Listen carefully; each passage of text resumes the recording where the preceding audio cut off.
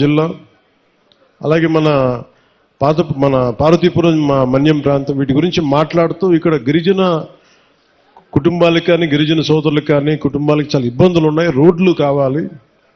అప్పుడు ఇంకా మనకి సెంట్రల్ గవర్నమెంట్ ఫండ్ కూడా రిలీజ్ అవ్వలేదు. వెంటనే నేను అడిగిన ఒక 24 గంటల లోపు ఆయన ఒక 49 కోట్లు రాష్ట్ర ప్రభుత్వం నుంచి శాంక్షన్ చేసి అడవి తల్లి కార్యక్రమానికి శ్రీకారం చుట్టడానికి చాలా బలం ఇచ్చింది.